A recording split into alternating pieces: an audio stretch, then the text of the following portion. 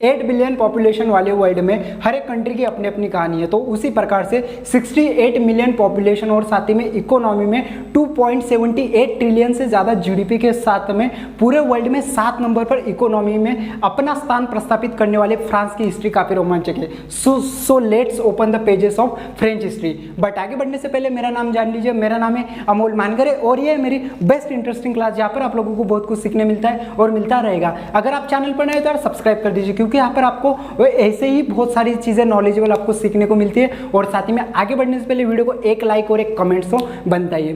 तो लेकिन मैं आपको एक चीज़ पहले बताऊं कि जैसे कि अभी आप थंबनेल देखकर आ रहे हो कि क्या open the pages of French history, कि आज हम लोग इस वीडियो में फ्रेंच की हिस्ट्री का मतलब पेज ओपन करने वाले कि फ्रेंच की हिस्ट्री कैसी थी और साथ ही में फ्रेंच में क्या सारी चीज़ें थी। लेकिन पहले मैं एक चीज़ आपको सबसे पहले क्लियर कराऊंगा कि अगर आप किसी के भी स्टूडेंट्स हो, मतलब एसएससी एग्जामिनेशन के हो, यूपीएससी के हो या फिर यूपीसीएस के हो, तो सबसे पहले आप आपका माइंडसेट क्लियर कीजिए कि हमें पढ़ना क्यों है, हमें यहाँ पर सीखना क्यों है। सीखना क्यों है, पढ़ना क्यों है, क्योंकि हमें जागना है। ठीक है, हमें इस अपने माइंड से ये चीज़ तो निकाल लो कि आईएएस बनने के लिए पढ़ रहे या फिर एसएससी क्लियर करना करके पढ़ना है। सबसे पहले वो चीज़ समझो कि जागने के लिए पढ़ना है, जागरूक होना है और साथ ही में अवेयर होना है, उसलिए मुझे पढ़ना है। क्योंकि अगर सोचो कि अगर आप मेहनत करते हो तो आप वाकई में आप आईएएस ऑफिसर बनोगे, और अगर मेहनत के बाद में या अगर कुछ होने के बाद में भी अगर आईएएस भी नहीं बनता है तो फिर भी नेता तो बन ही जाओगे भाई, इतना तो नॉलेज आ ही जाएगा। या फिर मोटिवेशनल स्पीकर बन जाओगे या फिर अच्छे खासे टीचर बन जाओगे,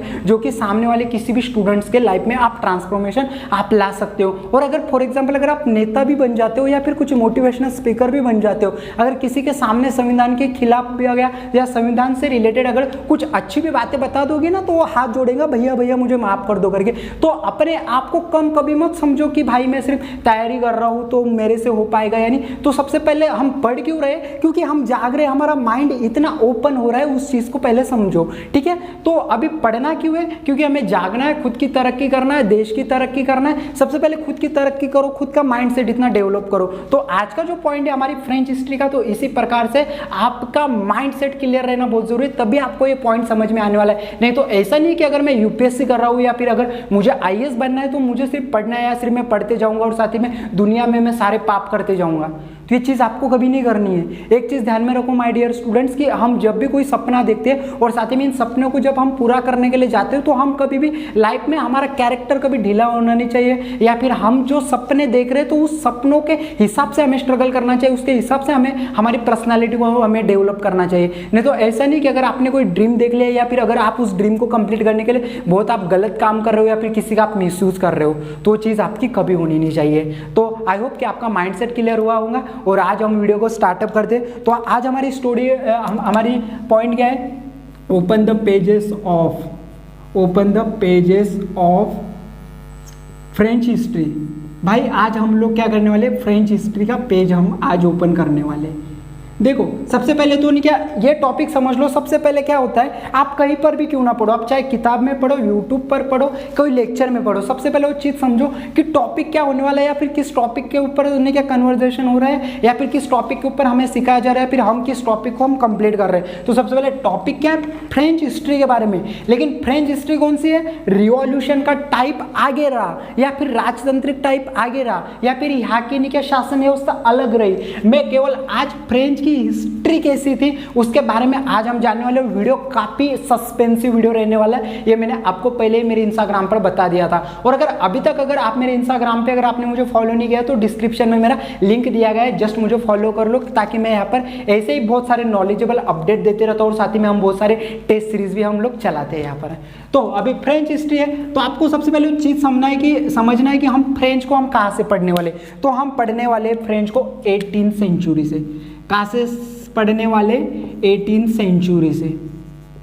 हम 18वीं सदी के फ्रेंच से सीखने वाले। ऐसे नहीं कि फ्रेंच मतलब कब बना था क्या बना था, ये नहीं, 18वीं सदी पर आना, यानी कि तभी हमारे पॉइंट्स कनेक्ट होने चाहिए कि हम क्या पढ़ रहे हैं, हम कहाँ से पढ़ रहे हैं। नहीं तो क्या होता है, क्वेश्चन आता है 18th सेंचुरी का और साथ ही में हम अटके 1600 में, हम अटके 1700 में, ये चीज़ आपकी होनी नहीं चाहिए। तो सबसे पहले वो चीज़ क्लियर कर लो कि क्या पढ़ रहे हैं, कहाँ से पढ़ रहे हैं और क्या पढ़ रहे हैं। ठीक है, तो वो चीज़ आपको सबसे पहले बहुत ज़्यादा इंपॉर्टेंट करती है आपके अगले नॉलेज के लिए। तो 18th सेंचुरी में अभी समझते हैं कि फ्रेंच हिस्ट्री में फ्रेंच का क्या मामला था, या फिर फ्रेंच की शासन व्यवस्था कैसी थी, या फिर क्या फ्रेंच में समाज व्यवस्थापन कैसा था, या फिर फ्रेंच हाई फ्रेंच हाल ही में कैसा था, जिसकी वजह से फ्रेंच में आगे चलकर रिवॉल्यूशन भी हुआ। तो हाल ही की बात, अभी नॉर्मल सी बात है समझने वाली कि अगर फ्रेंच में रिवॉल्यूशन हुआ है तो कहीं ना कहीं फ्रेंच में अनकंफर्टेबल सी सिचुएशन थी। अभी रिवॉल्यूशन किसने किया था?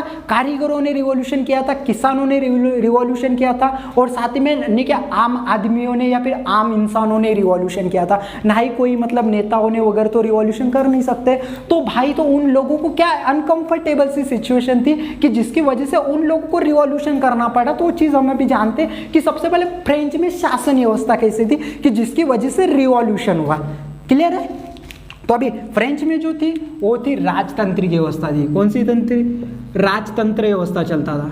अभी राजतंत्र व्यवस्था वो मैं बात कब कर रहा हूँ? 17 से 74 के टाइम की। ठीक है, वो चीज समझ लो सबसे पहले कि अभी कैसे थी? राजतंत्र था। अभी राजतंत्र का मीनिंग क्या होता है कि कोई राजा रहेगा और साथ ही में इसी राजा के रूल्स रहेंगे, इन्हीं घरानों के, कुछ नहीं क्या मतलब नहीं क्या, वह पूर्व धारणा वाले नियम रहेंगे एंड उसके अकॉर्डिंग आगे वो लोग शासन करेंगे और लोगों के ऊपर राज करेंगे। उस चीज को कहते हैं राजतंत्र। अभी हम समझते कि समाज व्यवस्था कैसी थी। अभी राजतंत्र केवल इतना ही समझो कि राजतंत्र का मीनिंग क्या होता है कि एक कोई राजा है और साथ ही में वो राजा क्या कर रहा है, उसके अकॉर्डिंग या उसके मन को जैसे पसंद रहता है उसके हिसाब से वो आगे शासन कर रहा है या फिर आगे वो जनता को संभाल रहा है, भी जनता के ऊपर ऑर्डर चला रहा है। लेकिन अब लोकतांत्रिक और राजतंत्र में फर्क जानिए। लोकतंत्र का मीनिंग क्या होता है कि आप किसी को वोट्स दे रहे हो, आप किसी को मतदान कर रहे हो और बाद में आप मतलब इलेक्शन द्वारा आप उसे चूज कर रहे हो। ठीक है, तो जैसे कि अभी भारत में क्या है, भारत अभी एक लोकतंत्र उपनिवेश है, वो चीज समझ लीजिए। ठीक है, तो राजतंत्र राजतंत्र होने का स्वरूप था फ्रेंच का कब? 18th सेंचुरी में। तो अभी वो कैसे था, सबसे पहले चीज समझेंगे समाज व्यवस्था कैसी थी। अब यहाँ पर समाज का व्यवस्थापन कैसे किया गया था। और अभी मैं जो चीज जो बता रहा हूँ ना, तो मोस्ट इंपॉर्टेंट है। अगर अभी तक के अगर आप लोगों ने नोटबुक पेन या ऐसी कोई चीज नहीं ले ली तो भाई जल्दी से ले लो, क्योंकि नहीं क्या वीडियो में आप सीखने के लिए आए हो, क्यों सिर्फ आप टाइम पास करने के लिए नहीं आए हो। अगर आप टाइम पास करने की नजर से आ रहे हो ना, तो ये वीडियो आपके लिए इतनी अच्छी नहीं रहने वाली है। तो आप वो चीज समझो कि मुझे वीडियो से आउटपुट क्या लेना है और साथ ही में वीडियो को मुझे किस लेवल से अंडरस्टैंड कर लेना है। ठीक है ना, तो हम सबसे पहले जानेंगे भी समाज व्यवस्था कैसी थी। समाज व्यवस्था, ठीक है, अभी समाज व्यवस्था यहाँ पर कैसी थी वो चीज हम जानते हैं। अभी समाज व्यवस्था को यहाँ पर नहीं क्या एक वर्ड यूज किया जाता है, सामंती व्यवस्था। कौन सा? सामंती व्यवस्था। फ्रेंच में सामंती व्यवस्था का एक रूप था।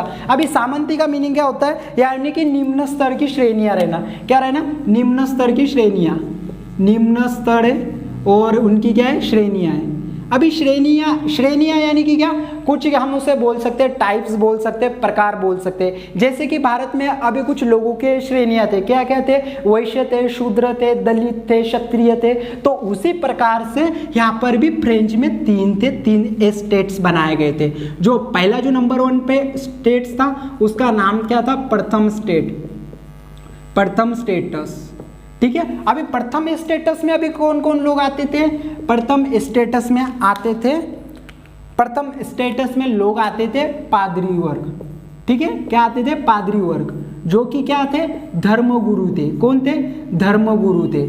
अभी देखो प्रथम स्टेटस में कौन आता था? पादरी वर्ग आता था, जो भी धर्मगुरु थे। धर्मगुरु यानी क्या? कौन? चर्च के लोग थे, जो कि क्या कर रहे हैं? एक धर्म के ऊपर विश्वास कर रहे हैं या फिर लोगों को इस धर्म के बारे में अवेयरनेस करा रहे या फिर लोगों को इस धर्म के अकॉर्डिंग लोगों के ऊपर शासन कर रहे हैं। तो उसी प्रकार से हमारे भारत को अगर हमने क्या मतलब कंपेयर अगर करते हो तो भारत में काफी धार्मिक व्यवस्थाएं थी। जैसे कि मतलब ब्राह्मणों के कुछ अंधश्रद्धाओं को लेकर या फिर क्षत्रियों के कुछ नियम को या फिर मतलब बहुत सारे ऐसे हम पढ़ने वाले या फिर उस चैनल के ऊपर मैंने ऑलरेडी नहीं किया बहुत ऐसी इंटरेस्टिंग और साथ ही में बहुत सारी नॉलेजेबल वीडियो को मैंने अपलोड ऑलरेडी मैंने किया। तो आप लोग इस चैनल को सब्सक्राइब कर लीजिए और साथ ही में आप अगर मेरी वीडियोस में जाके स्क्रॉल करोगे ना तो भाई आपको ज्ञान का भंडार मिलने वाला है और आप इस ज्ञान के समंदर में पूरे तरीके से तैरने वाले हो। ठीक है ना, तो अभी हम अगले स्टेटस की ओर बढ़ते हैं। अगले स्टेटस का नाम था द्वितीय स्टेटस।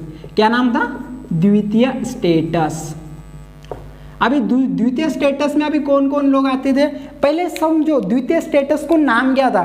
एक चीज क्लियर करो, जो कि मैं आपको बता रहा हूँ को मतलब कोई टीचर आपको इतना अंदर गाइड करेगा या नहीं करेगा आई डोंट नो, लेकिन मेरा जो तरीका वो मैं बता रहा हूँ कि मैं सबसे पहले मेन टॉपिक्स को पकड़ता हूँ कि टॉपिक क्या है, जड़ क्या है। नहीं तो पता क्या होता है, स्टूडेंट्स पढ़ते जाते हैं, लेकिन स्टूडेंट्स को अगर बता पूछा ना भाई बता प्रथम स्टेटस का कोई एग्जाम्पल, तो उसे याद रहता है पादरी वर्ग, लेकिन उसको प्रथम स्टेटस पता नहीं रहता है कि पादरी वर्ग प्रथम में आता था, द्वितीय में आता था या तृतीय में आता था।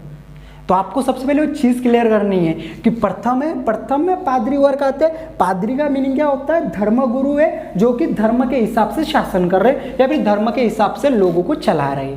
चीज हुई क्लियर। और अभी हम दूसरे स्टेटस पे जाएंगे। द्वितीय स्टेटस में था कुलीन लोग। कौन थे, कुलीन लोग। अभी कुलीन वर्ग का मीनिंग क्या होता है, कुलीन वर्ग का मीनिंग होता है कुछ खानदानी लोग थे। क्या थे, कुछ खानदानी लोग थे। अभी सबसे पहले यहाँ पर चीज समझो, बोलोगे सर खानदानी तो क्या सर बाकी के लोग खानदानी नहीं थे क्या? भाई खानदानी सब लोग होते हैं, लेकिन एक जो रुतबा होता है अपने अपने परिवार का। जैसे कि भारत में अगर देखोगे तो जयपुर का शाही परिवार हो गया, हैदराबाद का शाही परिवार हो गया, उसके बाद अलीगढ़ का शाही परिवार हो गया। तो उस प्रकार के जो शाही परिवार होते हैं, तो उसी प्रकार से फ्रेंच में भी कुछ खानदानी लोग थे जो कि कुलीन वर्ग में आते थे। ठीक है। और अभी जो तीसरा जो वर्ग था, तीसरे वर्गों को हम कह सकते हैं। और अभी इन खानदानी लोगों में भी प्रकार थे। वो कौन कौन से प्रकार थे? कुछ लोग वकील थे, कुछ लोग कर्मचारी थे, या फिर कुछ लोग अदालती मेंबर वगैरह थे। ठीक है। और तीसरा जो आता है उसका नाम है तृतीय स्टेटस। अभी तृतीय स्टेटस में बहुत निम्न लोग रहते थे। क्या रहते थे? निम्न लोग। अभी तृतीय स्टेटस का यहाँ पर उन्होंने कुछ नाम या फिर कुछ प्रकार उन्होंने यहाँ पर नहीं बताया गया है। ठीक है। अभी तृतीय स्टेटस में कौन कौन आते थे? किसान आते थे, किसान, मजदूर, कारीगर, या फिर नहीं क्या कुछ वकील या कर्मचारी लोग भी आते थे। एक चीज समझ लो कि तृतीय स्टेटस के जो लोग थे तो इनमें से कुछ गरीब भी थे, कुछ अमीर भी थे। तो उसी प्रकार से प्रथम स्टेटस में सिर्फ पादरी वर्ग आता था, सिर्फ धर्मगुरु होते थे। और द्वितीय स्टेटस में सिर्फ कुलीन वर्ग आता था, जिसमें सिर्फ खानदानी लोग रहते थे। जैसे कि भारत में शाही परिवार है, गूगल के ऊपर जाके सर्च कर लेना, जयपुर का शाही परिवार और हैदराबाद का शाही परिवार हो गया, तो चीज आपको समझ में आ जाएगी बहुत जल्दी आसानी से कि शाही परिवार किन्हें बोला जाता है करके। ठीक है। और तीसरे नंबर पे तृतीय स्टेटस, जिसमें किसान, मजदूर, कारीगर और साथ ही में छोटे मोटे काम करने वाले बहुत सारे लोग आते थे, जो कि एक मतलब निम्न स्तर पे थे, या फिर हम बोल सकते हैं उसे कि वो थोड़े निम्न लोग थे। ठीक है ना। और उनमें भी कुछ गरीब थे तो कुछ अमीर थे। कोई गरीब था, कोई अमीर था। उनमें ऐसा नहीं कि सारे लोग गरीब ही थे। तो चीज क्लियर कर लो। Okay. So my dear students, अभी पॉइंट आता है कि सर अभी आपने बता दिया कि समाज व्यवस्था है सामंती प्रकार से, जो कि निम्न श्रेणियां है, 3 श्रेणियां हो रही है। लेकिन अभी उन लोगों को क्या दिक्कत हुई कि जिस वजह से उन्होंने रिवॉल्यूशन करना, भाई उसका सॉल्यूशन निकाल लिया। और रिवॉल्यूशन करके यहाँ के पूरे राजा को ही नहीं, यहाँ के पूरी प्रजा को भी उन्होंने मतलब नहीं क्या परेशानी दी। और राजा को तो डायरेक्टली उन्होंने खत्म कर दिया, राजा को डायरेक्टली फांसी दे दी। तो ये क्या हुआ था भाई, क्या प्रॉब्लम आई थी, अभी वो चीज समझते। तो यहाँ पर जो सबसे महत्वपूर्ण का जो पॉइंट आता है वो था मतलब कर को लेकर। क्या था? कर को लेकर। कर यानी कि क्या? टैक्स। कर यानी कि क्या? टैक्स। टैक्स को लेकर बहुत सारा पॉइंट था। अभी ये जो थे ना प्रथम स्टेटस एंड द्वितीय स्टेटस के वगैरह लोग, अभी सबसे पहले चलो ओके इससे जाने तो थोड़ा सा और आसान करके बताता हूँ, फिर बाद में इंस्टाग्राम पे बोलते हो अमोल सर हमें ये पॉइंट समझ में नहीं आया, तो अभी ये आसान कर दूंगा तो इंस्टाग्राम पे बोलोगे सर यू आर अवेसम। तो अभी देखो टैक्स। अभी टैक्स का मतलब क्या होता है कि सरकार मतलब किन चीज़ों के ऊपर टैक्स लगाती है। नॉर्मल अभी हर एक स्टूडेंट को पता है, आजकल तो 5th, 6ठी, 4th, 5वीं के बच्चों को मैथ में टैक्स आ रहा है भाई, कितनी इतनी वैल्यू मिल रही है तो उसका टैक्स फाइंड करो करके, उसकी जीएसटी निकालो करके, तो चीज़ तो आपको पता ही है। ठीक है। तो टैक्स, अभी टैक्स जो था ना तो उन लोगों से बहुत टैक्स लिया जाता था, तृतीय स्टेटस के लोगों से, किसानों से, मजदूरों से, कारीगरों से। और ये जो लोग थे ना तो उन लोगों को कुछ जन्मना अधिकार प्राप्त थे। किन लोगों को? पादरी लोगों को और द्वितीय स्टेटस के कुलीन लोगों को कुछ अधिकार थे, जिनमें एक अधिकार क्या था कि उन लोगों को नहीं क्या मतलब कोई कर ही नहीं देना नहीं पड़ता था। वो बिल्कुल फ्री थे, बिल्कुल फ्रीडम था उनको कर ही देना नहीं पड़ता था। मतलब वो लोग क्या थे? राजा के पास के लोग थे, राजा के नेटवर्क के लोग थे। अब यहाँ पर वो चीज़ समझो कि नेटवर्क क्यों है, नेटवर्क क्यों है, क्यों है नेटवर्क, ताकि इन लोगों की राजा को इतनी ज़रूरत है। देखो अब यहाँ पर पॉइंट समझो क्या है। देखो जैसे कि मैं आपको मेरा नेचर बता दूँ सिखाने का, कि हम केवल पॉइंट ही नहीं सीखते। जो मेरा पुराना स्टूडेंट है, जो मेरे पुराने स्टूडेंट है, उनको पता है कि इस चैनल के ऊपर इतनी क्यों ग्रो हो रही है, क्योंकि क्या है कि यहाँ पर मैं प्रैक्टिकल लाइफ से आपको मिलवाता हूँ। हिस्ट्री की लाइफ को हमें प्रैक्टिकली हमें जोड़ना पड़ता है। ऐसा नहीं कि अगर हम फ्रेंच पढ़ रहे हैं तो सर उसमें हमारा क्या फ़ायदा है, उसमें हमारा फ़ायदा ये है कि यहाँ से हम क्या सीख ले रहे और हम हमारी लाइफ में उसे कैसे हम इंप्रूवमेंट कर रहे हैं, या फिर हम उसे हमारी लाइफ में कैसे इंप्लीमेंट कर रहे हैं। अभी वो राजा के कनेक्ट में क्यों है, क्योंकि उन लोगों के पास इतनी काबिलियत है, वो लोग इतने अमीर है जो कि राजा के राजकोष को आगे बढ़ा सकते। यानी कि चीज समझो भाई क्या है, काबिलियत बहुत मैटर करती है। Your ability is more than important in your life. आपकी एबिलिटी बहुत इंपॉर्टेंट करती है। सो देखो ये लोग ऐसा नहीं कि ये लोग मेहनत नहीं कर रहे, मेहनत कर रहे हैं ना। कोई किसान मेहनत नहीं करता है क्या अपने खेत में? मजदूर कोई मजदूरी में मेहनत नहीं करता है क्या? कारीगर कोई मेहनत नहीं करता है क्या? ऑब्वियसली मेहनत करता है। लेकिन इन्हीं लोगों का नेटवर्क क्यों है राजा के पास? क्यों है? क्योंकि उन लोगों के काम करने के तरीके ऐसे, उन लोगों का माइंड सेट ऐसा है। तो आप चीज समझो यहाँ पर, ऐसे नहीं बोल रहा हूँ कि आप किसान का काम छोड़ दो, आप मजदूर का काम छोड़ दो, आप कारीगर का काम छोड़ दो। भाई उसका प्रोफेशन में किसी के प्रोफेशन को बुरा नहीं बोलो, सिर्फ ये चीज़ बता रहा हूँ कि आप काम करने के तरीकों को बदलो। आप अगर पढ़ाई कर रहे हो, पढ़ाई करने का तरीका बदलो। पढ़ाई ऐसे हाई नॉलेज से करो, जो भी काम कर रहे हो उसे बेस्ट करो। अगर बिजनेस कर रहे हो बेस्ट करो, अगर आप पढ़ रहे हो बेस्ट पढ़ो। और अगर काम कर रहे हो, कोई प्रोफेशन या कोई क्रिएटर कोई बन रहे हो, कोई वीडियो बना रहे हो, परफेक्ट बनाओ, नहीं तो करो ही मत। नहीं तो ऐसे नेटवर्क होते, नेटवर्क नहीं हुए तो टैक्स के रूप में सब लोग हमें लूटते। तो इस प्रकार से आपके साथ कोई मिस्टेक होनी नहीं चाहिए करके हमारे क्या प्रोफेशन के साथ साथ में खुद की इमेज भी बना कर चलो, खुद के नेटवर्क भी बनाते चलो। तो अगर उसी प्रकार से अगर आपकी पर्सनैलिटी की कमी अगर लगती है कि सर मैं तो पढ़ रहा हूँ लेकिन सर मुझ में पर्सनैलिटी नहीं है, मुझे स्पीकिंग कैसे करनी, मुझे स्पीकिंग करते नहीं आती है, मुझे में कम्युनिकेशन स्किल नहीं है, मुझे फ्रीलांसिंग करते नहीं आती, मुझे स्टूडेंट्स के डाउट समझने नहीं आते, मुझे टीचर से कंजर्वेशन करते नहीं आता है। तो अगर हाई पर्सनालिटी स्किल्स को भी अगर इंप्रूवमेंट करके अगर आप आपके स्टूडेंट्स लाइफ में भी अगर पैसे कमाना चाहते हो और अगर एक सेल्फ इंडिपेंडेंट बनना चाहते हो, तो जस्ट मेरा इंस्टाग्राम का लिंक दिया गया है, जस्ट आप मुझे इंस्टाग्राम पे आके मेरे हाइलाइट्स को चेक कर सकते हो कि मैंने अभी नहीं किया, मतलब 6 से 8 महीनों में एक ऑनलाइन बिजनेस को ज्वाइन करके उसमें से हाई पर्सनैलिटी स्किल्स सीखकर अभी तक 100 से भी ज़्यादा स्टूडेंट्स को मैं ट्रांसफॉर्मेशनल कर चुका हूँ उनके पैसों की लाइफ में। तो उसी प्रकार से अगर if you want to earn money so then I will so you will be message me and then I will guide you.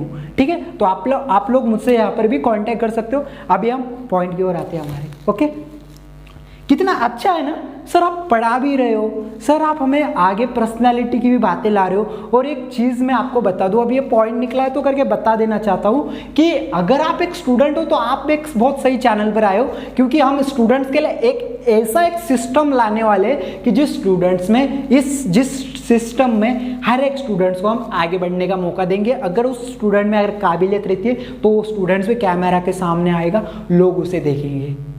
तो हम ऐसा एक सिस्टम बहुत जल्दी लाने वाले, तो आपके लिए चैनल इंपॉर्टेंट है, जल्दी से सब्सक्राइब कर दीजिए, इंस्टाग्राम के ऊपर आके मुझे फॉलो कर लीजिए ताकि आप मेरे अपडेट से डेली कनेक्ट रहोगे। ठीक है, तो अभी हम पॉइंट्स की ओर आते हैं। ओके, तो अभी हमारा पॉइंट्स का था, टैक्स के ऊपर चल रहा था। अभी टैक्स 2 प्रकार के थे। टैक्स कितने प्रकार से थे? 2 प्रकार के थे। पहला था टाइथ टैक्स। कौन सा टैक्स? टाइथ। अभी टाइथ टैक्स का मीनिंग क्या होता है, यानी कि प्रत्यक्ष व अप्रत्यक्ष कर। सॉरी टाइथ में प्रत्यक्ष अप्रत्यक्ष नहीं आएगा। जो टाइथ था वो धर्मगुरु लेते थे, धर्मगुरु का टैक्स माना जाता था। यानी कि कोई चर्च के लिए पैसा देना, चर्च का टैक्स लगाना, उसे कौन वसूलेगा? उसे धर्मगुरु वसूलेगा। ठीक है ब्रदर, वीडियो क्वालिटी अच्छा दिख रहा है ना, मतलब स्टूडेंट्स को हैंड राइटिंग हो गया, everything is all right. Okay, that's a great. और देखो टाइथ टैक्स है जिसे कौन अपना रहे? धर्मगुरु वसूल रहे। हैंड राइटिंग नहीं दिखाई दे रही है, कुछ भी नहीं, प्रॉब्लम क्या आ रही है? बाकी का ओके है ना? बाकी का दिख रहा है ना? ओके चलो। ओके, टाइथ जो टैक्स है वो धर्मगुरु ले रहे। कौन ले रहे अभी? Okay okay, that's a great, thanks a lot for confirmation. धर्मगुरु ले रहे, जो भी किससे रिलेटेड है, चर्च से रिलेटेड। यहाँ पर अभी फ्रेंच में कोई मंदिर वगैरह नहीं था, उस प्रकार वो चीज़ समझ लो। नहीं तो धर्मगुरु है ना, तो धर्मगुरु मंदिरों में टैक्स नहीं लेते थे, वो चीज़ समझ लो, वहाँ पे चर्च थे। ओके, अभी दूसरा जो टैक्स था उसका नाम है टाइल टैक्स। टाइल टैक्स, अभी टाइल टैक्स में प्रत्यक्ष अप्रत्यक्ष रूप थे, प्रत्यक्ष एंड अप्रत्यक्ष।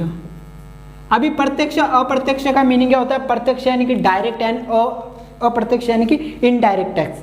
डायरेक्ट टैक्स यानी कि उस टैक्स में लेने में कोई घुमा फिराव नहीं होगा, डायरेक्टली बोला जाएगा भाई ये टैक्स है, इतना रेट है, डायरेक्टली दो करके। लेकिन अप्रत्यक्ष कर में तंबाकू वगैरह ऐसी चीज़ों के ऊपर अप्रत्यक्ष टैक्स लगाया जाता था, ठीक है, तो यहाँ पर वो टैक्स लगाया जाता था। लेकिन अभी भी पॉइंट को नहीं समझे सर हम। पॉइंट को क्यों नहीं समझे? क्योंकि हम क्या बात कर रहे हैं कि फ्रेंच की हिस्ट्री है, लेकिन रिवॉल्यूशन क्यों हुआ सर? कि जिसकी वजह से इन लोगों ने फ्रेंच के सम्राट को उखाड़ दिया और उसको फांसी दे दी। जानना है, एक्साइटेड हो, सस्पेंस बन रहा है, तो बनने दो, मुझे तो और मजा आ रहा है। तो आप लोग भी अपनी नोटबुक के कलम के साथ में सारे पॉइंट्स को नोट कर लो। तो अभी हम वो चीज़ जानते हैं कि वो सस्पेंस क्या था जिसकी वजह से उन लोगों को उन टैक्स के खिलाफ वो भड़के और उन्होंने राजा को या सम्राट को ठोक दिया। Okay, so just note in this point. Okay, so मैं अभी उसे रफ करता हूँ। ओके, अगर अभी तक चैनल को सब्सक्राइब नहीं किया तो सब्सक्राइब कर लो, क्योंकि यहाँ से आपको नॉलेजेबल चीज़ें हमेशा आपको यहाँ पर मिलती रहेगी, ठीक है ना। अभी इनमें से जो कुछ लोग थे ना, अभी वो किसान थे। अभी किसानों के बारे में बात कर रहे थे हम। उनमें कितने थे? 90% लोग किसान थे। 90% कौन थे? किसान थे।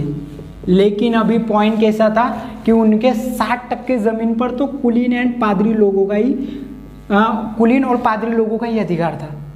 90% किसान है, 90% जमीन है किसानों की, लेकिन कौन कर रहा है? 60% तो वो लोग ही यहाँ पर राज कर रहे, वो लोग ही चला रहे। तो और साथ ही में नहीं क्या, कुछ अमीरों का उनमें अधिकार था, और साथ ही में विशेष अधिकार, जन्मना अधिकार थे किन्हें? पादरी वर्ग को एंड द्वितीय वर्ग को, जिनमें उनको टैक्स देना नहीं पड़ता था। इन लोगों से टैक्स भी लेना पड़ता था, और साथ ही में उन लोगों की जो खेती की जो चीज़ें आएंगी उसे भी वो वसूलते थे, ठीक है। अभी हम हमारे अगले पॉइंट की ओर बढ़ते, और ये जो किसान थे, किसानों का काम और भी क्या था कि अपने जो स्वामी हैं, उनके जो मालिक है, उनके खेतों में काम करना। स्वामी के मालिकों, स्वामी के खेतों में काम करना, और साथ ही में उनके खेतों में काम करने के साथ साथ में स्वामी को कुछ सैन्य सेनाएं देना, या फिर अगर कहीं भी अगर मतलब युद्ध को जाना हो तो सेना बन जाना, या अगर अपने कुछ मतलब नहीं क्या बैल वगैरह दे देना। मतलब ऐसे सारे चीज़ों के ऊपर नहीं क्या उन लोगों को फॉलो अप करना पड़ता था, ठीक है ना। तो फिर बात आती कि टाइल एंड टाइट टैक्स चुकाते समय उन लोगों को क्या दिक्कत आई कि जिसकी वजह से उन्होंने रिवॉल्यूशन कर लिया। तो हालांकि बात है कि ऐसे फ्रेंच के रिवॉल्यूशन में या फिर फ्रेंच के राजा के ऊपर वो कौन सा बर्डन आया कि जिसकी वजह से उसने टैक्स बढ़ा दिया, और साथ ही में वो टैक्स इतना बढ़ा कि यहाँ के लोगों ने डायरेक्टली यही डिसीजन लिया कि अभी हमें डायरेक्टली राजा को ही नष्ट कर देना है, या फिर राजतंत्र ही हमें मिटा देना है। अगर राजतंत्र ही नहीं रहेगा तो हमें सारी चीज़ों की दिक्कतों को हमें झेलना नहीं पड़ेगा। तो हम सबसे पहले अभी वो चीज़ समझते हैं कि यहाँ पर मेन प्रॉब्लम क्या था या फिर मेन थिंग्स क्या थी। ओके, सो अभी जैसे कि मैंने आपको बताया कि नहीं क्या फ्रेंच में लोकतांत्रिक व्यवस्था कोई नहीं थी, यहाँ पर राजतांत्रिक व्यवस्था चलती थी। यानी कि राजतांत्रिक व्यवस्था का मीनिंग क्या होता है? राजतांत्रिक व्यवस्था का मीनिंग क्या है कि कोई राजा है या फिर कोई नहीं क्या कोई घरानों का कोई राजा बना है, और साथ ही में वो क्या कर रहा है, उनके घरों के जो नियम है, उनके जो पूर्वधारणा की जो संस्कृति है, तो उसके हिसाब से वो क्या कर रहा है, अपने शासन को चला रहा है। तो अभी क्या बात हुई 1774 में, 1774 में बुर्बो राजवंश का, कौन सा? बुर्बो राजवंश का लुई 16, कौन? लुई 16 क्या हो? फ्रेंच की राजगद्दी पर अभी आसीन होता है। कौन? अभी समझना, अभी कहानी बहुत इंटरेस्टिंग है लुई की, कि लुई की कहानी, जैसे कि मैंने, अगर आप मुझे इंस्टाग्राम पे फॉलो करते हो तो मैंने आपको एक स्टोरी में बताया था कि लुई काफ़ी इंटरेस्टिंग पर्सन था और लुई के साथ हम लोग मिलने वाले, लुई के साथ हम काफ़ी अच्छा हम कंजर्वेशन हम करने वाले करके, ठीक है। तो अभी जो लुई 16 है बुर्बो राजवंशी का है, जो कि 16वां किंग है उनका। कितवा किंग है? 16वां है, ठीक है। कब बना? 1774 में बनता है। लेकिन अभी क्वेश्चन क्या आता है कि वो जब वो बना ना वो राजा, तो राजगद्दी पर जब वो आसीन हुआ तो उसकी एज कितनी थी? 20 साल का था वो, 20 साल का था वो, 20 साल की उसकी एज थी। और अभी 20 साल का एज अगर होने के बाद में आप अंडरस्टैंड कर सकते हो कि 20 साल का मतलब कोई जवान नहीं था, कोई एक्सपेंसिव पर्सन नहीं था, कोई अच्छा एक्सपीरियंस नहीं था, फिर भी क्या राजवंश है ना भाई करके राजा बना दिया गया। लेकिन अभी राजा बनाया, लेकिन पता है क्या हुआ? जब उसका राज्यारोहण हुआ ना, उसके राज्यारोहण में उसका सारा राजकोष उसने खाली पाया, सारा राजकोष उसने खाली पाया। अभी बात आती है कि अगर कोई राजा हो, कोई किंग हो, कोई सम्राट हो, तो उसको सबसे पहले क्या चीज़ें इंपॉर्टेंट होती है, उनके क्या चीज़ें इंपॉर्टेंट होती है उनके शासन को चलाने के लिए, या उनके राजवंश या उनके प्रजा को चलाने के लिए, कि उसका टैक्स अच्छा होना चाहिए, फिर उनकी इकोनॉमी अच्छी होनी चाहिए, उनके पास इतने नहीं क्या संसाधन होने चाहिए, वित्तीय संसाधन इतने होने चाहिए कि जिसकी वजह से वो अपनी प्रजा को या फिर अपने इस साम्राज्य को एक सुखी रूप से रख सके। लेकिन यहाँ पर तो ऐसा कुछ दिखता ही नहीं, राजकोष खाली पाया और 20 साल का लड़का है, 20 साल का ही केवल ने क्या किंग बना हुआ है। तो कैसे लुई ने सारे प्रेशर को झेला, लुई ने क्या क्या किया, अभी देखते हैं हम। सबसे पहले देखते हैं लुई का रिलेशन के बारे में, लुई के थोड़े से प्यार के मामले में हम जान लेते। लुई की शादी हो चुकी थी, किससे हुई थी? मेरी एंटोनेट से हुई थी। किससे हुई थी? मेरी एंटोनेट से हुई थी, जो कि कौन थी? ऑस्ट्रिया की राजकुमारी थी। किसकी राजकुमारी थी? ऑस्ट्रिया की राजकुमारी थी। ओके, अभी 20 साल की उम्र में उसकी शादी हो गई, ऑस्ट्रिया की राजकुमारी है, और साथ ही में नहीं क्या हुआ है, उसने राजकोष भी खाली पाया है। अभी राजकोष क्यों खाली पाया? क्योंकि उस समय पर क्या हुआ था पता है?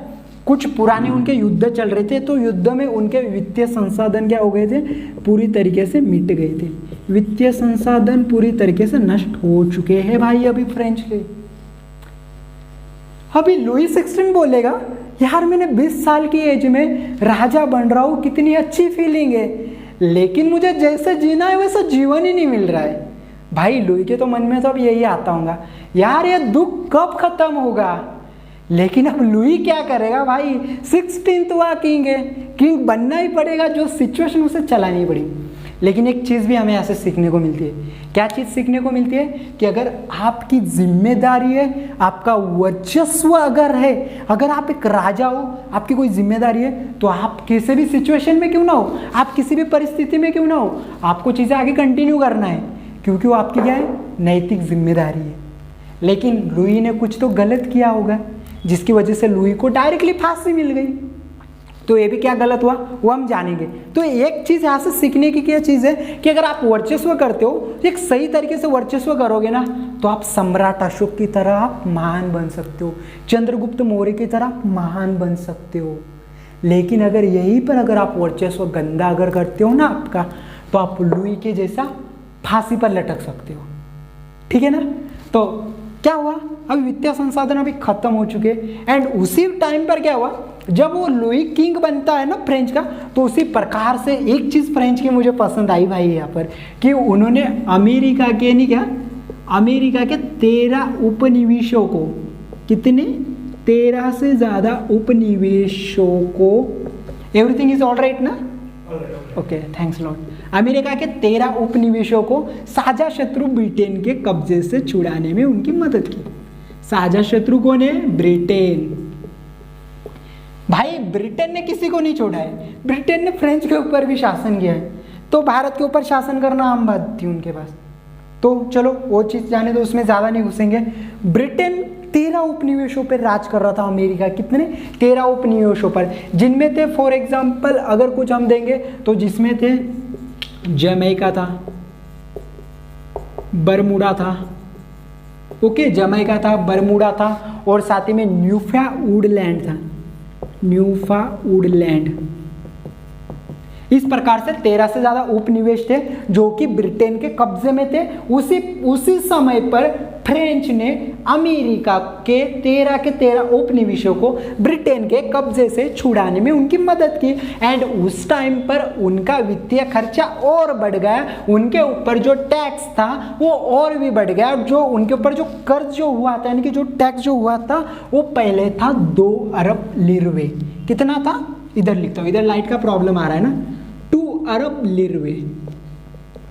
सर लिरवे क्या है? पहली बार सुन रहा हूँ, पहली बार सुन रही हूँ, बताओ सर। लिरवे फ्रांस की एक मुद्रा थी, ठीक है। जिस प्रकार से हमारे में नोट, अमेरिका में डॉलर चलता है ना, उसी प्रकार से फ्रेंच में क्या थी? लिरवे थी, जो कि राजतंत्र के बाद में लोकतंत्र आते ही उसे मिटा दिया गया। पहले कितना था? 2 अरब लिरवे का कर्जा था, लेकिन उस युद्ध के बाद में वो 10 अरब बन गया। कितना बन गया? 10 अरब बने। अब तो लुई भाई अब तो परेशान हो गया। लुई बोलेगा मुझे राजा बना रहे हो, कुछ नहीं दे रहे हो, राजकोष खाली पा रहा हूँ। साथ ही में वर्साई के बारे में जानेंगे।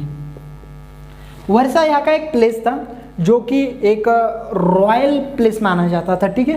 तो वर्साई की राज दरबारी यहाँ के नहीं क्या शान शौकत को भी बरकरार रखने के लिए पैसा चाहिए, सैन्य सेवा को पैसा चाहिए, यहाँ के नहीं क्या मंत्री दलों को पैसा चाहिए। तो वो चीज़ कहाँ से लाऊं भाई मैं? और ये युद्ध भी हुए हैं, तो पहले से कर्जा लिया हुआ है, अभी पूरा कर्जा मेरे पे आ गया, और साथ ही में अब 2 अरब से 10 अरब का लिरवे का भी कर्जा हो गया है। लेकिन अभी जिनसे उन्होंने लिया था ना, अभी वो लोग भी क्या करने लगे पता है? ब्याज लेने के समय ब्याज में 10% की और मांग करने लग गए। 10% की क्या हो गई? और मांग हो गई। कितना बुरा होता है ना फ्रेंच के किंग के साथ। मुझे तो तरस आ रही है। तुम्हें कैसा लग रहा है बताओ कमेंट्स में यार। कि 20 साल में एक राजा बना, इतनी कुछ चीज़ों को देखा, 2 अरब से 10 अरब के लिरवे पे आया कर्जे में, 10% ब्याज मांग रहे हैं लोग, या जो भी कंट्री से उसने उधार लिया, कुछ भी लिया। तो उस प्रकार से उसी प्रकार से लुई पूरी तरीके से नहीं गया। अब क्या हो जाता है? पूरी तरीके से प्रेशराइज हो जाता है कि अब मैं क्या करूं। और तब लुई डिसीजन लेता है कि मैं टैक्स बढ़ा दूंगा। और लुई ने क्या क्या किया? लुई ने कैसे टैक्स बढ़ाए? बाद में लुई को चांस भी मिला कि वो अपनी गलतियों को सुधारे, लेकिन लुई ने अपनी गलतियों को नहीं सुधारा। लुई ने आगे अहंकार में आके शासन करने का सोचा, और आखिरकार उसका अहंकार का नष्ट कहाँ पे हुआ? उसके अहंकार का अंत हुआ उसकी जान जाकर। क्लियर है? तो एक चीज़ समझो यहाँ पर कि अगर आपसे कुछ गलती भी हो जाती है ना, तो गलतियों को सही टाइम पर सुधारना सीख जाओ। गलती होना कोई बड़ी बात नहीं, नॉर्मल बात है, ठीक है। गलती इंसानों से होती है, कोई बाहर वाले पर्सन से गलती नहीं होती है। गलती का दूसरा नाम ही इंसान होता है, वो चीज़ समझो। सबसे पहले गलती होती है, एक टाइम पर सुधार लो। कोई अगर दोस्त से अगर आप कोई बुरा बात कर लेते हो, कोई दोस्त से अगर गलती हो जाती है ना, इवनिंग में उसे कॉल करो, भाई सॉरी यार मैंने तुझे कॉलेज में बुरा बोल दिया था। नहीं यार वो रिया मेरी तरफ देख रही थी, लेकिन तुझे लगा तेरी तरफ देख रही थी, इस वजह से गलती। भाई जो भी कोई पॉइंट क्यों ना, रिया का रहो, साक्षी का रहो, किसी का भी क्यों ना रहो, चाहे लव लाइफ से रहो या प्रोफेशनल रहो, पर्सनली रहो, अपनी तरफ से गलती हुई ना, गलती को सुधार लो। अगर जब आप खुद के गलती को जब आप सुधारते हो ना, तो उस समय पता क्या होता है? खुद को भी अच्छा लगता है, कि अच्छा फील करोगे कि मैंने मेरी गलती को सुधार लिया। और जिसके लिए आपने गलती की थी, या जिससे आप गलती में आ गए थे ना, उस बंदे को भी अच्छा लगेगा कि यार उसने माफ़ी तो मांग ली है, उससे मेरी फ्रेंडशिप की कदर तो है। इसी प्रकार से लुई को शायद उसकी जनता की कदर नहीं थी, इस प्रकार से लुई का नष्ट हो गया। लेकिन अब ये तभी मिटने वाला नहीं था, आगे बहुत कुछ चीज़ें हुई है। तो चीज़ें क्या क्या हुई, बाद में असेंबली कैसे आई, नेशनल असेंबली ने क्या क्या किया, लोकतंत्र में कॉन्स्टिट्यूशन कैसे आया, लुई ने क्या किया, फिर लुई ने क्या अटैक किया लुई के ऊपर, फिर नहीं क्या पाशा के वगैरह, या फिर नहीं क्या कंट्री ने क्या उनके ऊपर क्या कंजर्वेशन हुआ, बहुत सारी चीज़ों को हम देखने वाले हैं।